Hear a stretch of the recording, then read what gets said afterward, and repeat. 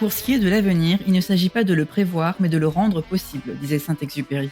Avec Connecting Leaders, je pars à la rencontre de personnalités inspirantes et je mets en lumière leur business, leur audace, leur succès. Bonjour, je suis Simonie Devec. J'accompagne des dirigeantes et dirigeants d'entreprises en forte croissance pour faire rayonner leur business. Mon expérience en tant que business partner finance et RH, aux côtés de dirigeants en environnement tech, start-up, multiculturel, mais aussi mon engagement au sein du board de l'ONG internationale Passerelle Numérique, m'ont permis de voir à quel point le leadership, c'est avant tout de l'action, de l'ambition, mais surtout des relations, des connexions humaines, socle de tout. Bref, l'importance d'être bien entouré dès le départ. Mon objectif est de partager le parcours passionnant de mes invités, leur état d'esprit, leur moteur, leur challenge et leur succès, afin d'inspirer celles et ceux qui construisent le leur. Belle écoute! Bonjour, je reçois Julien Marbouty, directeur du H7, incubateur de start-up à Lyon. Julien faisait partie des premiers membres de l'équipe fondatrice du H7. Il revient avec enthousiasme sur les débuts du projet, le fameux why et les ambitions autour de la tech for good, mais aussi sur ce qui l'a attiré à rejoindre l'équipe. Et sur ce qu'est le H7 aujourd'hui, 4 ans après sa création. Avec de belles histoires, entre autres Prep Academy, aujourd'hui Upso, ou encore Bookinou, et encore bien d'autres. Le H7 est aussi un lieu totem avec des événements, comme le 11 mai prochain avec l'événement 0 to 1 sur une journée, avec des speakers de qualité. Je tiens à remercier Julien pour son partage et belle écoute. Bonjour Julien, je suis ravie de t'accueillir sur mon podcast Connecting Leaders. On est en direct, là on enregistre dans les locaux du H7. Bonjour Simonie, déjà je suis ravi de t'accueillir à H7. Alors tout d'abord, je vais te demander de te présenter sous l'angle que tu souhaites. Qui es-tu Julien ? Merci encore pour l'invitation Simonie. Donc moi je suis Julien Marbouty, j'ai 30 ans et je suis l'heureux directeur de H7 après avoir fait des études en commerce, mais toujours en étant intéressé par l'innovation et l'entrepreneuriat. J'ai commencé à travailler en start-up. J'ai monté une communauté de start-upers à Lyon. Ça m'a fait rencontrer vraiment beaucoup de monde. Tout l'écosystème lyonnais. Progressivement, Ouais. sachant que l'écosystème bouge beaucoup, tu vois. Et notamment Cédric Denoël, qui est l'actuel président de H7. Et quand le projet s'est monté, ça m'a tout de suite plu. On pourra en discuter d'ailleurs. Et c'est comme ça que j'ai rejoint le projet en avril 2019. Ça fait maintenant 4 ans. Quand tu dis que tu es dans le monde entrepreneurial, c'était que start-up ou c'était aussi tout type de boîte ?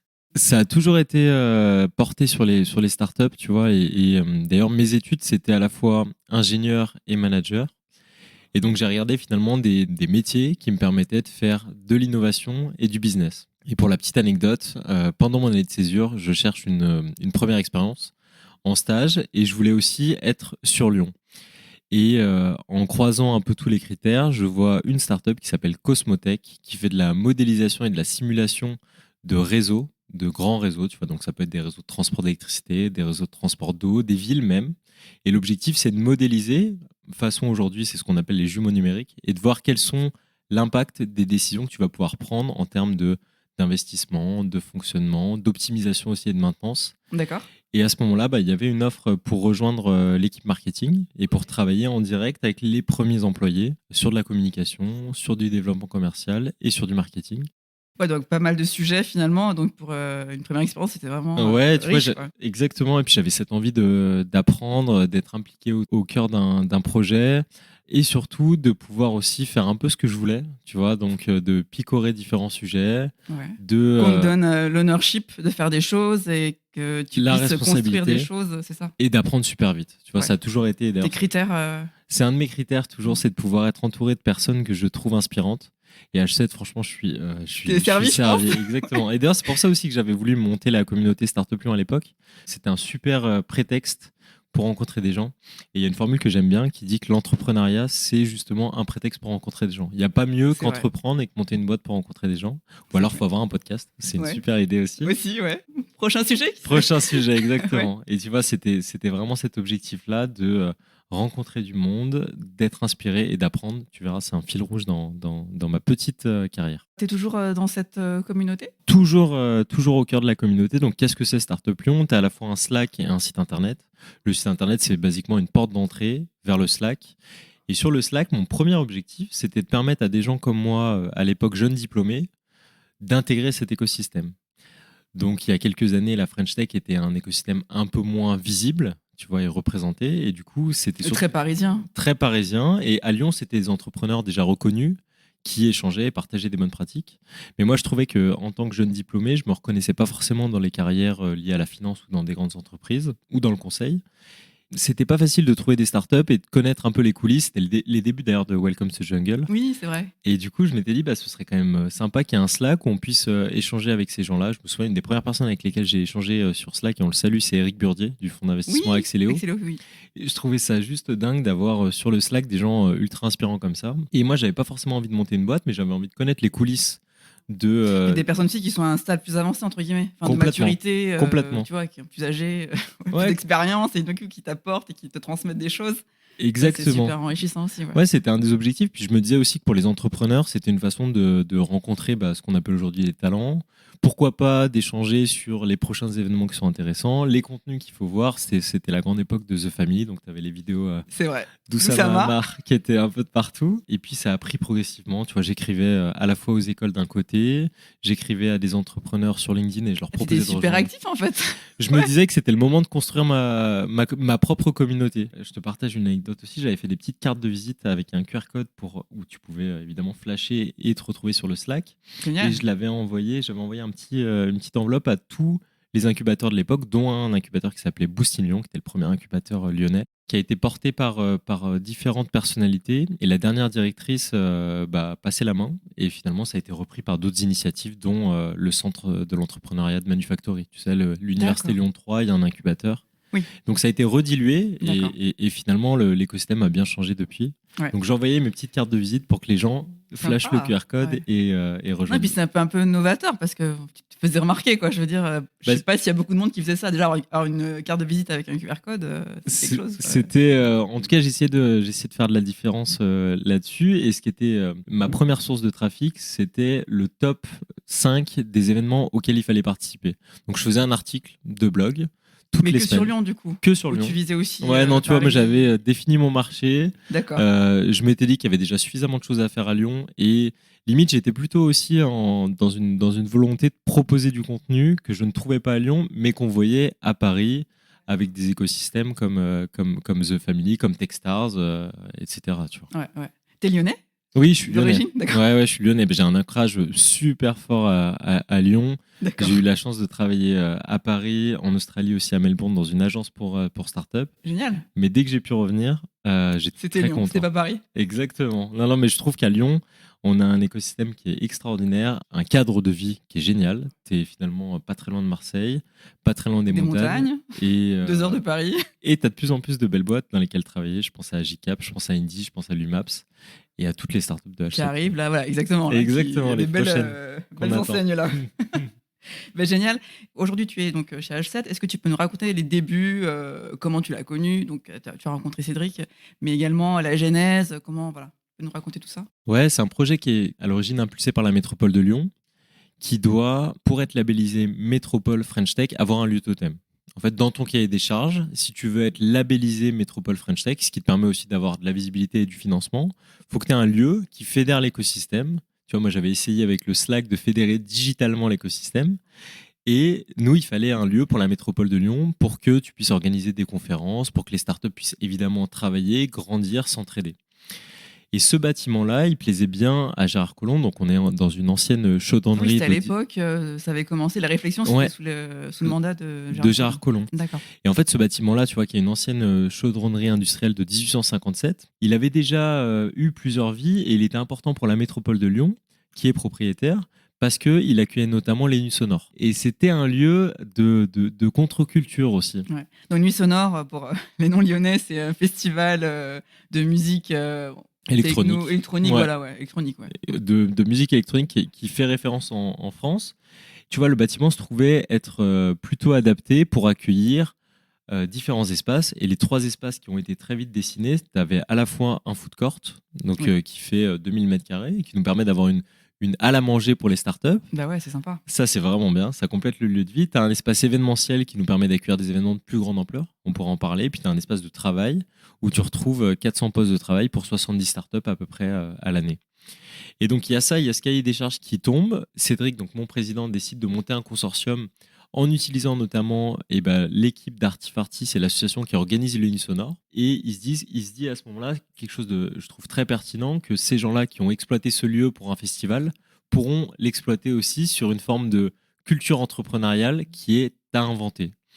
Et donc, il y a un consortium qui se monte avec Artifarty, avec Axeléo, on en parlait aussi, qui est au capital de H7, avec aussi le groupe SOS, qui est actionnaire majoritaire et qui est le premier groupe en Europe sur l'économie sociale et solidaire, et qui souhaitait défendre une autre forme d'entrepreneuriat, un entrepreneuriat social, mais porté par la tech. Et enfin, tu avais la French Tech et l'antenne locale, qui est d'ailleurs toujours au board de H7, D'accord. qui se réunissent pour monter ce projet-là. Et la prochaine étape, c'était de monter, une fois que tu as gagné l'appel à candidature, c'était de monter l'équipe.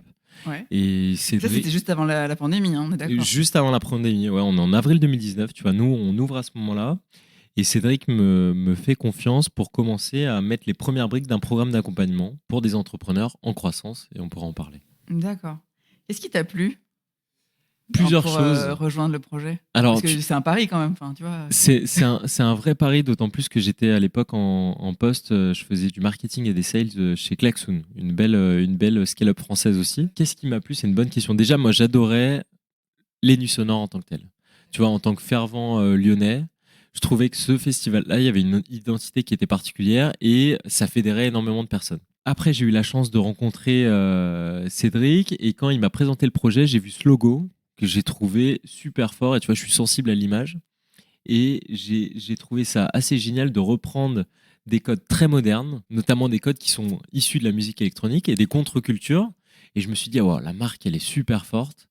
Et une fois que tu mets à la fois le projet, le lieu, qui est assez majestueux, et la marque et l'ambition que Cédric portait, cet effet, en tout cas moi j'ai eu cet effet, j'ai envie d'en être, quoi, tu vois. Et il y avait tous les bons ingrédients pour se dire, il va se passer un truc et il faut pas que je loupe le train, quoi. Et donc il y a eu ça n'a pas été compliqué de me convaincre. Ouais.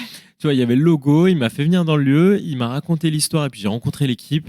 Et très vite, j'ai eu l'impression qu'il y avait les bons ingrédients, exactement. Ouais. Vous avez commencé à accueillir les startups à quel moment? On a fait un peu le lancement en même temps. Donc en avril 2019, on accueille les premières startups. D'accord, ah oui, dont... rapidement. Quand ouais, même. Exactement. Ouais, la première startup, je crois, qui est arrivée à H7, c'est le 1er avril. C'était pas une blague.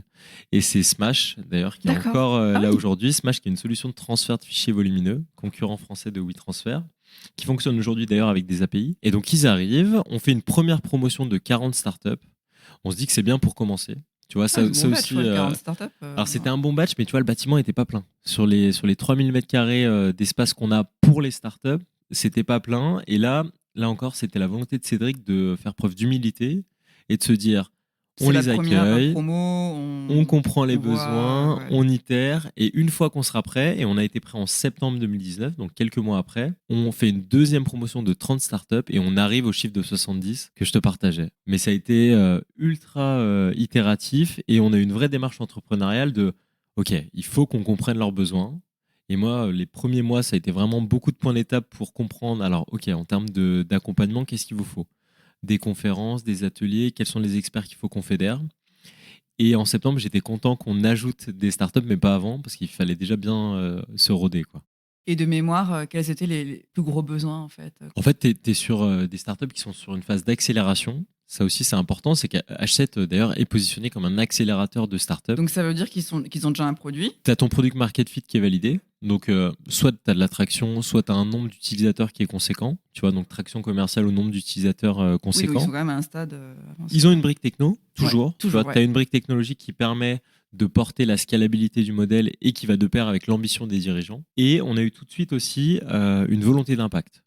Donc, soit c'est des startups qui ont un impact social, soit c'est des startups qui ont un impact environnemental, soit c'est les deux, mais par contre, on est toujours très attentif à ça parce que notre actionnaire majoritaire aussi était le groupe SOS et nous disait il faut trouver des boîtes qui font du bien à la planète. Et une fois que je t'ai dit ça, les besoins en phase d'accélération sont quand même beaucoup plus précis, moi je trouve. C'est des gens qui ont déjà vécu des programmes d'accompagnement et donc leur niveau d'exigence est plus élevé et ils veulent aller très vite sur la réponse à leurs besoins.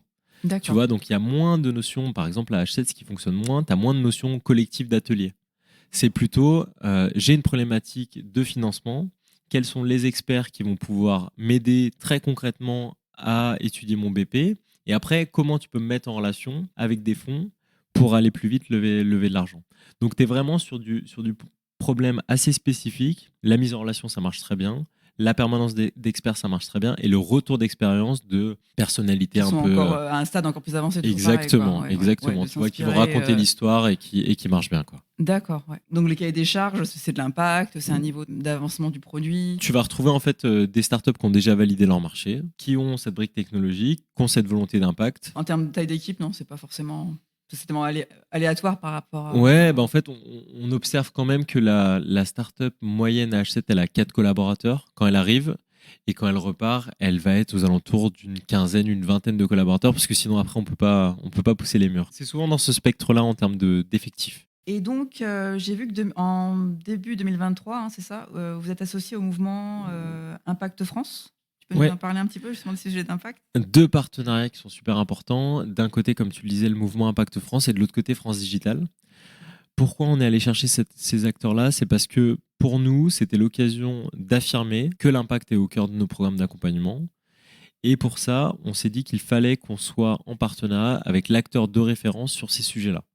Le mouvement Impact France, c'est vraiment une association nationale qui fédère des acteurs qui innovent pour l'économie sociale et solidaire. À l'intérieur, ils ont ce qu'ils appellent une task force, un groupe de travail qui travaille sur la tech for good.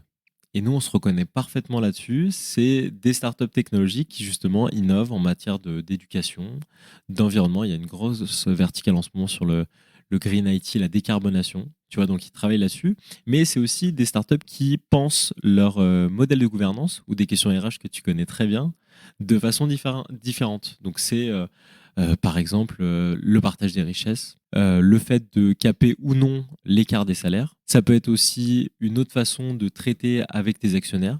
Le groupe SOS, c'est une des particularités, c'est un groupe pour lequel nous, on ne va pas verser de dividendes à la fin de l'année. Et ça, c'est des bonnes pratiques qui faisaient écho à la façon de fonctionner du mouvement Impact France. Et on trouvait intéressant qu'un acteur local, régional comme H7 s'associe à un acteur de référence au national pour créer du contenu, bénéficier aussi d'experts et un partage croisé aussi de visibilité. France Digital, ouais, c'est pareil, c'est un partenariat national. L'idée, c'est que France Digital est l'association de référence pour les startups dans la tech, vraiment, historiquement. Sachant ils ont quand même lancé l'année dernière un mapping des startups à impact. Tu vois, ils ont référencé 1100 startups, je crois, de souvenirs, qui innovent justement sur les thématiques que je citais. Et là encore, nous, on se dit qu'on est convaincus que la tech et l'impact fonctionnent de pair. Et donc, on voulait réunir d'un côté le mouvement Impact France et de l'autre côté France Digital, qui représente finalement aujourd'hui la réalité des startups qu'on a à H7. C'est que tu as des adhérents de France Digital, des adhérents du mouvement Impact France, et les deux mouvements convergent, parce que tu le vois aujourd'hui, c'est aussi toutes les questions de société qui se posent, hein, mais c'est que, oui, je veux travailler dans la tech, mais par contre, je veux que la tech, elle soit utilisée au service du bien commun, quoi. Tu peux adhérer aux deux ou pas? Tu peux totalement adhérer aux deux parce que déjà les deux n'ont pas une action qui est équivalente. France Digital a une action très très forte en termes de réglementation auprès de Bruxelles, notamment. La dernière action qu'ils ont réussi à faire et sur laquelle ils ont communiqué, c'est de faire évoluer le remboursement de la télésurveillance en médecine. Ça a été un acte super fort parce qu'il y a des startups pour lesquelles, tu vois, des startups santé notamment, cet acte-là qui est essentiel pour des gens qui ont des maladies chroniques avec de la télésurveillance, c'était pas remboursé. Et c'était considéré comme du soin de confort. Et là, France Digital a œuvré pour dire non, ça c'est important, il faut que la réglementation évolue et il faut qu'on rembourse ça. Et tu vois, c'est là où je trouve que l'action de France Digital, elle est essentielle parce qu'elle évangélise aussi autour des nouvelles formes aussi de santé, d'accès aux soins. Et je dirais que le mouvement Impact France, de l'autre côté, va plutôt par contre travailler sur des questions de gouvernance, sur des questions de répartition de la richesse. Et donc tu peux aussi très bien travailler ta gouvernance, des sujets RH, et en même temps travailler pour ton business, et les deux vont de pair. Tu vois. Ouais. À H7, Donc on c'est dit super souvent... complémentaire, effectivement. Ouais. Totalement. Tu vois, Ouais. nous, à H7, on dit on accompagne des jeunes entreprises innovantes dans leur croissance et leur impact. Et on est convaincu que plus tu as de la croissance, plus tu vas avoir aussi de l'impact parce que tu peux réinjecter et toucher plus de personnes. Quoi. Ouais. Quelle est votre plus grosse start-up ici en termes de taille d'équipe? Prep Academy. Prep Academy qui d'ailleurs vient d'être renommé UPSO HUPSO. Prep Academy, c'est un organisme de formation pour les métiers en tension. Ils ont une plateforme qui permet de préparer notamment à des concours comme infirmier ou des métiers en tension liés au bâtiment. C'est assez marrant parce qu'ils sont arrivés, donc Arnaud, qui est le fondateur et CEO, est arrivé en janvier 2020, si je dis pas de bêtises. Maintenant, ils sont une cinquantaine. Alors, ils sont pas tous à H7, mais une grande partie de l'équipe est à Ah oui, une H7. cinquantaine quand Et même. ça a bien augmenté et ils viennent d'annoncer leur rebranding pour s'appeler. Donc, ils passent de Prep Academy à UPSO qui signifie s'élever en grec. D'accord. Donc, c'est Oh, ça, en grec. c'est le parcours de vie. Tu vois, D'accord. c'est la vision aussi d'aider à l'orientation. D'accord. Et en même temps que le rebranding, ils annoncent une levée de fonds de 7 millions d'euros. Et donc, franchement, c'est une belle belle réussite. réussite, Et on ouais. est ravis de les avoir C'est accompagnés clair. jusqu'ici, tu vois. Ouais. Donc, c'est vraiment la. Et eux, ils étaient dans le premier batch du début. Ils sont arrivés, tu vois, ça a été. Donc, il y a eu premier batch avril 2019, deuxième batch en septembre 2020. Et en fait, Arnaud venait de Paris, donc il ne pouvait pas rejoindre en septembre 2019. Et il nous avait dit ok, j'arrive en janvier, gardez-moi la place. Et la belle histoire, c'est on l'a attendu. Il est arrivé, je crois qu'ils étaient 4 ou 6. Ah Et ouais. tu vois, ça a bien Ouais, marché. ça a bien boosté, effectivement. D'accord. Et les synergies avec la French Tech, donc tu me disais, la French Tech est au board, c'est Ouais, ça? ils sont au board chez nous. D'accord. Ils Est-ce que sont- vous avez d'autres synergies plus opérationnelles ou... On essaye de créer pas mal de contenu ensemble parce qu'on estime que notre mission finalement est la même, sauf que la taille de la communauté n'est pas la même. La French Tech a une très belle visibilité et une action sur le territoire de Saint-Etienne et de Lyon. Et nous, on est aujourd'hui sur le territoire de Confluence à Lyon et on a la chance d'accompagner aussi des startups qui sont présentes à distance, tu vois. Par contre, la visibilité et le soutien qu'on va pouvoir apporter aux startups, c'est là où nos missions elles se rejoignent. On va mettre en avant des belles histoires, à l'image de Prep Academy, qui sont des startups French Tech aussi. On va co-organiser ou être en partenariat sur des événements. Je pense à Zero to One, on pourra en parler. Et on va aussi avoir une mission, je dirais, d'évangélisation sur le fait de travailler en startup. Et c'est là où j'ai retrouvé d'ailleurs mes premiers amours avec le Slack de Startup Lyon. C'est quand on a lancé un événement qui s'appelle Un verre, un job. C'est un événement qui permet de faire découvrir les métiers en start-up et les start-up qui recrutent de H7. C'est une sorte de speed dating. C'est une sorte de speed dating ouais. où on le fait avec nos écoles partenaires. Donc, tu vois, on mobilise toutes les écoles du coin. On investit tout l'espace événementiel de H7 et les startups ont des stands où elles vont pouvoir rencontrer aussi les candidats. Et c'est juste créer les conditions de la rencontre pour donner aussi envie à des gens qui sont un peu éloignés de ces univers-là de découvrir des métiers qui recrutent aujourd'hui.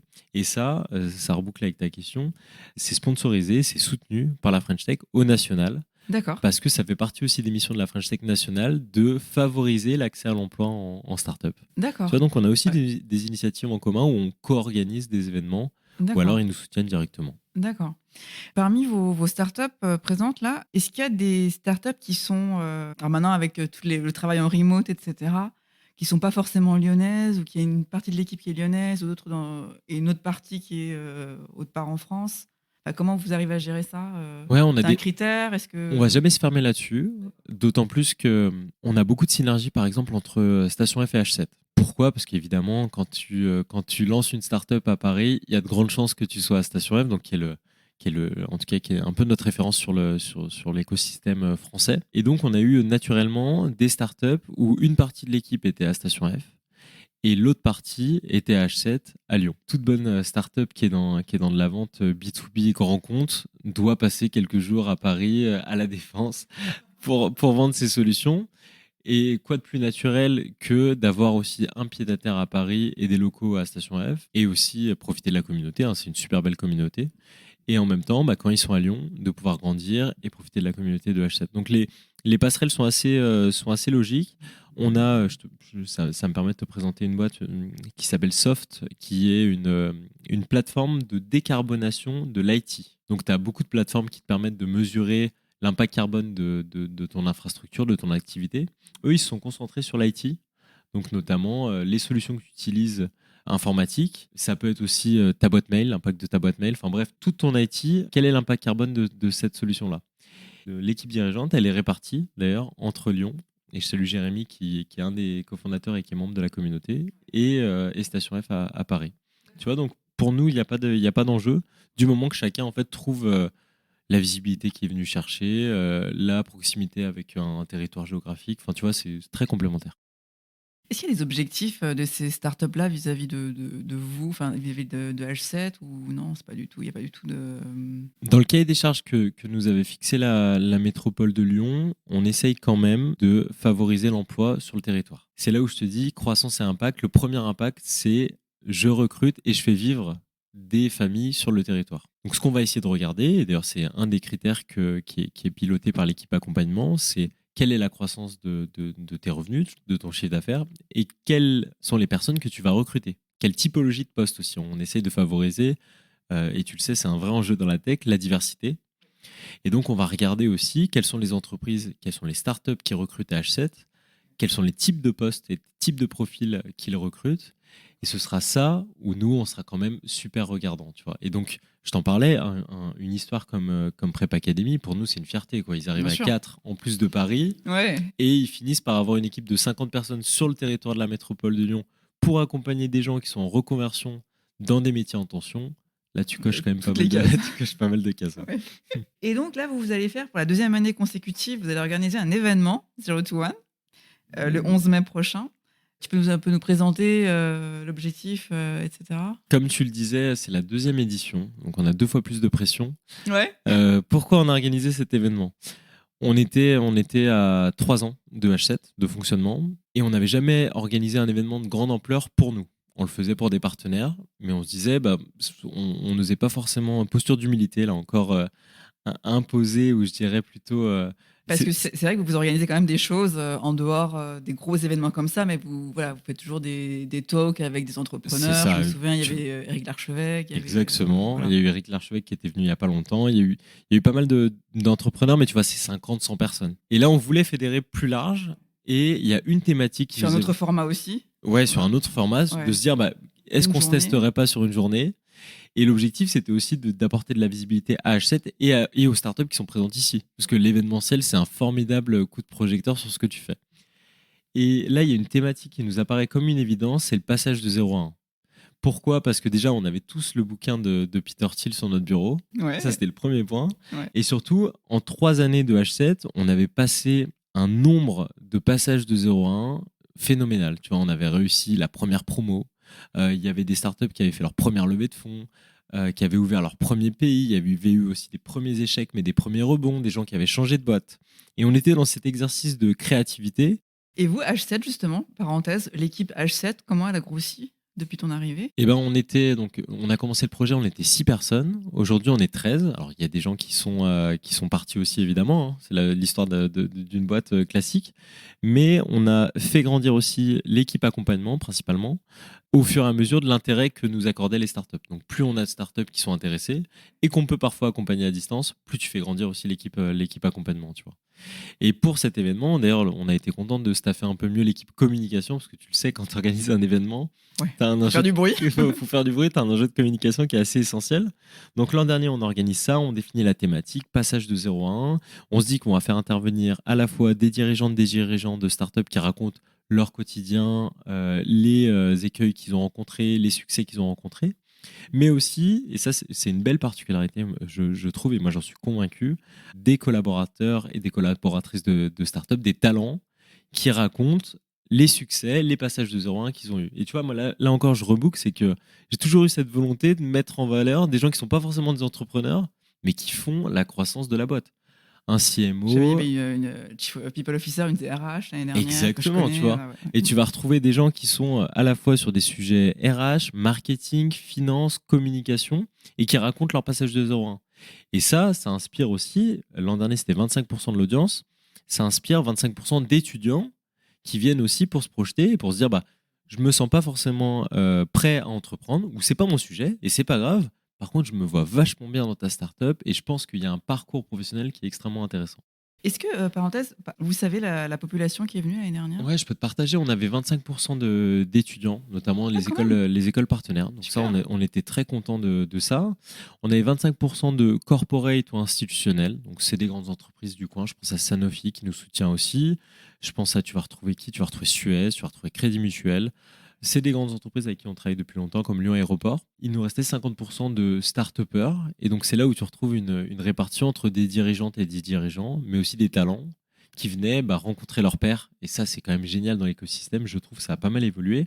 C'est que les gens s'inspirent vachement et il y a une dynamique de partage qui est positive. C'est-à-dire, tu fais le même métier, partageons les bonnes pratiques, les conseils, la méthode, etc. quoi. Et donc cette année, vous attendez combien de personnes?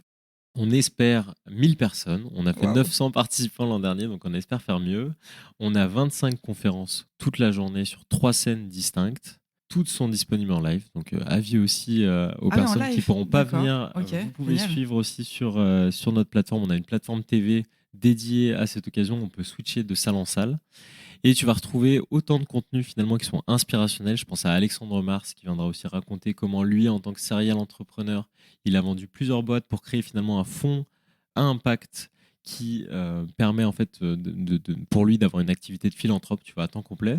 Mais aussi des gens comme Romain Paillard, qui est le cofondateur du Wagon, qui racontera comment il a lancé une formation et il a déployé une formation de référence dans la tech dans 25 pays. Donc ça, c'est des choses très inspirationnelles.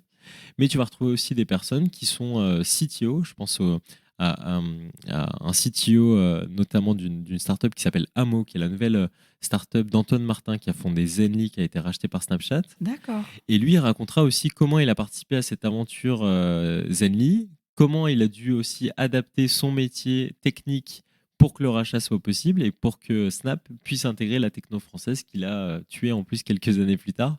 Donc, tu as des parcours vraiment différents où tu vas pouvoir t'inspirer et repartir avec des méthodes, des outils, des bonnes pratiques et des conseils. Donc 25 conférences de 9h jusqu'à 18h. Et il y en a pour vraiment pour tous les goûts. Ouais, exactement. Alors j'ai cru comprendre aussi qu'il y avait un peu plus d'international cette année. C'est un peu la nouveauté, non? Ouais, c'est la nouveauté. On aura 2 conférences en anglais. 2 conférences en anglais. J'espère qu'elles trouveront leur public. Et on aura notamment une conférence avec quelqu'un que tu as reçu, en tout cas quelqu'un de l'équipe que tu as reçu de Seed Legals, qui est Anthony Rose. Anthony Rose, il a une particularité, c'est qu'il a commencé sa carrière, il a travaillé pas mal pour la BBC. Et il avait aidé la BBC à lancer le player en ligne.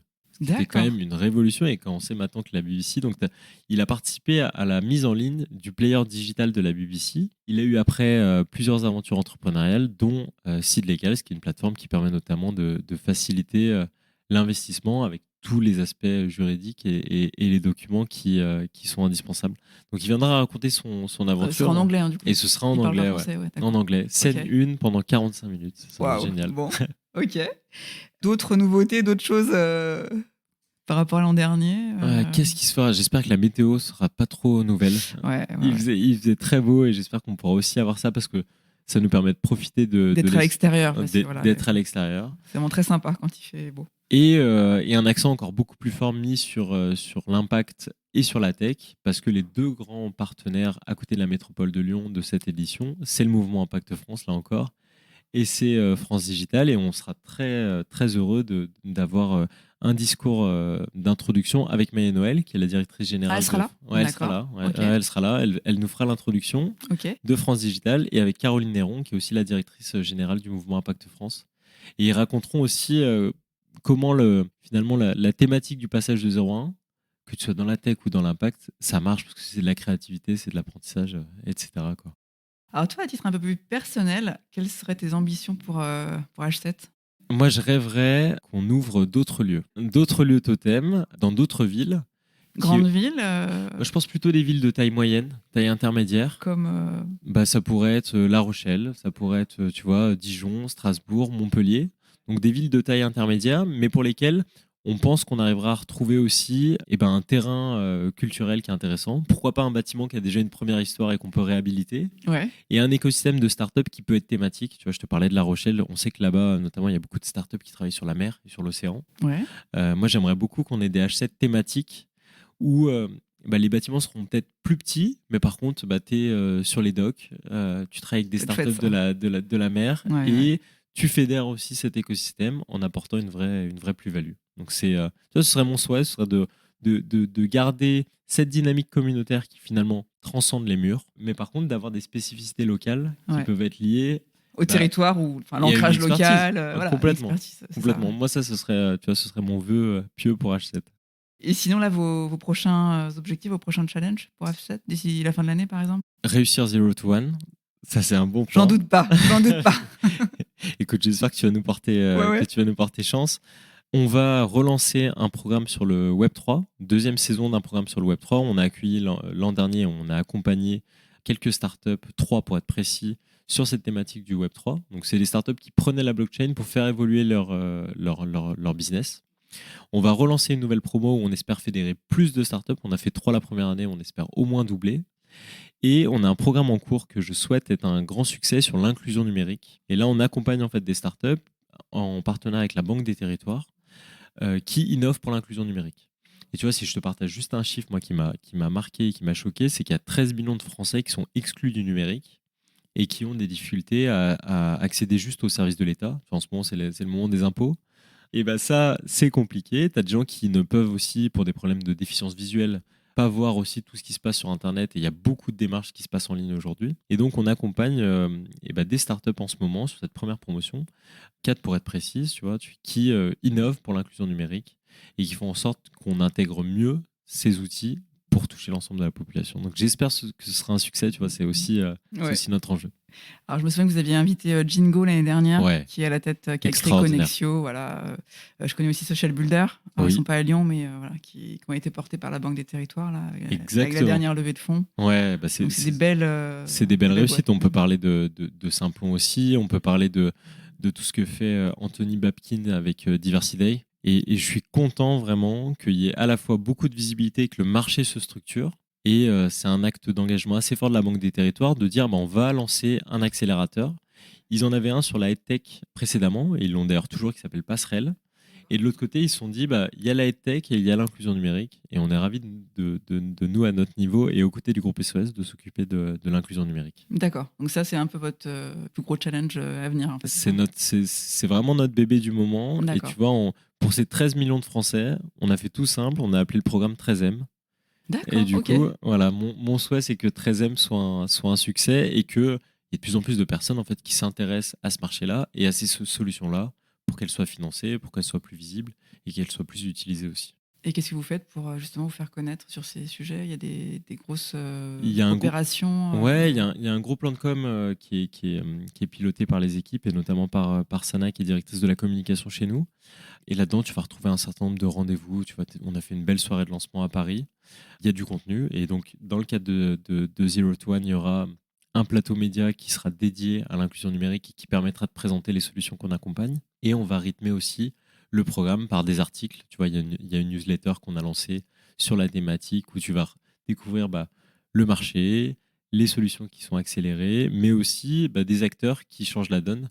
On a reçu, là, il n'y a pas longtemps, quelqu'un que je t'encourage à rencontrer si tu ne la connais pas, qui s'appelle Marion Ranvier, qui est la directrice de la Fondation Content Square. Ouais, c'est ça. Exactement. Ouais. Elle était passée l'année dernière. Elle était passée l'année dernière à Zero to One, c'est là où je l'ai rencontrée. Et tu vois, son parcours sur l'inclusion numérique est juste passionnant parce qu'elle avait lancé une startup qui s'appelle Adapt Mon Web, qui permettait d'adapter les sites internet pour un certain nombre de maladies que les gens ont. D'accord. Et les principales sont, tu vois, des problèmes de déficience visuelle. Ouais. Et elle a été rachetée par Content Square. Et du coup, maintenant, elle fait ça au sein d'une scale-up française. D'accord, ok. Et l'histoire est juste géniale. Elle racontait aussi comment elle était passée, comment elle avait défriché un marché qui était alors extrêmement naissant. Belles avancées, là, et puis beau challenge pour H7. Hein. Exactement. Puis des sujets de société, tu vois, ultra importants. Je trouve qu'il y a un alignement de valeurs cette année. Enfin, il y a un vrai alignement entre nos valeurs et nos actions qui crée beaucoup de magie. Et quand on dit la tech et l'impact, le programme 13M sur l'inclusion numérique, on est pile là-dessus, quoi. Moi, c'est ça qui me plaît. Ouais, t'as l'air très aligné en tout cas. T'en parles avec beaucoup je suis convaincu. De passion. Donc, on vous retrouve sur les réseaux sociaux, H7, LinkedIn, Twitter, Instagram, d'autres réseaux ? LinkedIn, Twitter principalement, Instagram aussi pour voir des photos du lieu et des conférences, et TikTok. TikTok aussi. On s'y est mis depuis peu. Ouais. Et on essaie de trouver notre communauté.